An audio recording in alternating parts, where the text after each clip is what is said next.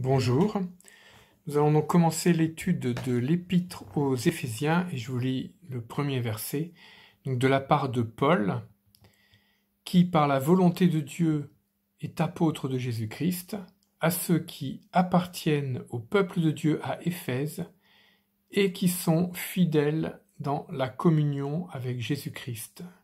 Que Dieu notre Père et le Seigneur Jésus-Christ vous accordent la grâce et la paix.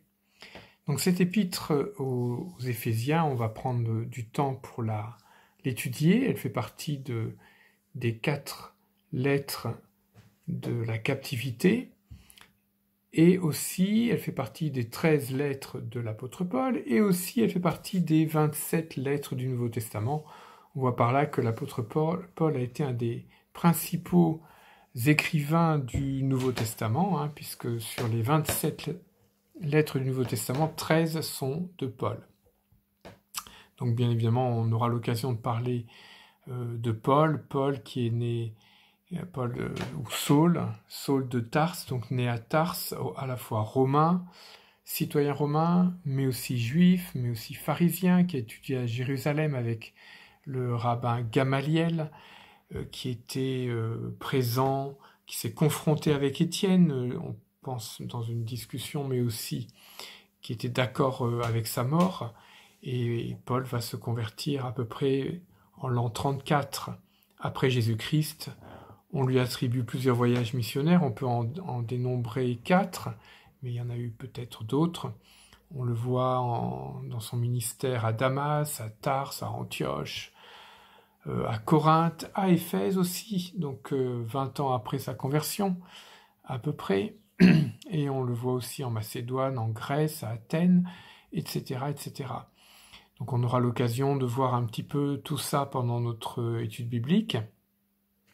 Et nous verrons aussi que cette lettre aux Éphésiens a été écrite environ, on pense, 26 ans après sa conversion, 6 ans après son ministère à Éphèse, donc en l'an 60-62 après Jésus-Christ, sachant qu'il mourra quelques années plus tard, en l'an 65-68 après Jésus-Christ, on n'est pas sûr de la date. On verra aussi que Paul a beaucoup souffert dans son temps de ministère, emprisonné plusieurs fois, lapidé, raillé, insulté, etc.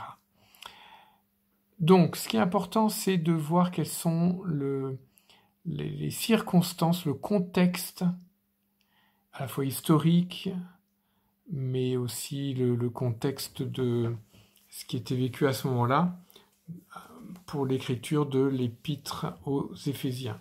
Selon son contexte, selon les circonstances, on va pouvoir comprendre son contenu. On verra aussi qu'Éphésiens et Colossiens sont 2 épîtres qui sont assez parallèles avec aussi la lettre à Philémon. Et on pourra voir aussi que c'est une circulaire, cette lettre. C'est pas en réalité une lettre aux Éphésiens. Mais on en aura l'occasion d'en reparler. On l'a aussi appelée, bien sûr, une épître de la captivité, mais aussi une épître de la joie, une épître de la louange, une épître aussi de l'Église, une épître du secret du plan de Dieu. On voit, pour faire une comparaison, que dans Éphésiens, le terme loi n'est employé qu'une seule fois, alors que dans Romains, c'est employé 77 fois, ou dans Galates, qui est une épître qui est à peu près la même taille, c'est employé 32 fois le terme loi. Donc on voit que ça veut dire que c'est des contextes différents qui vont faire appel à un autre discours de la part de Paul.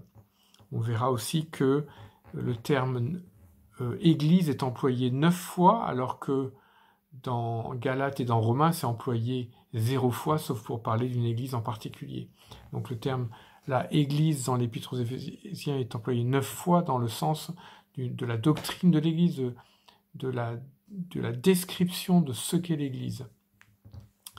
Et donc on verra qu'il y a une partie théologique, qui sont les 3 premiers chapitres, et une partie plutôt pratique pour les dernier chapitre de l'Église.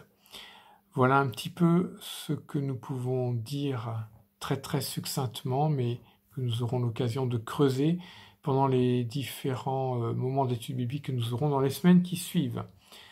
Donc que Dieu vous bénisse et il y a un bon temps d'études bibliques et de prière cette semaine.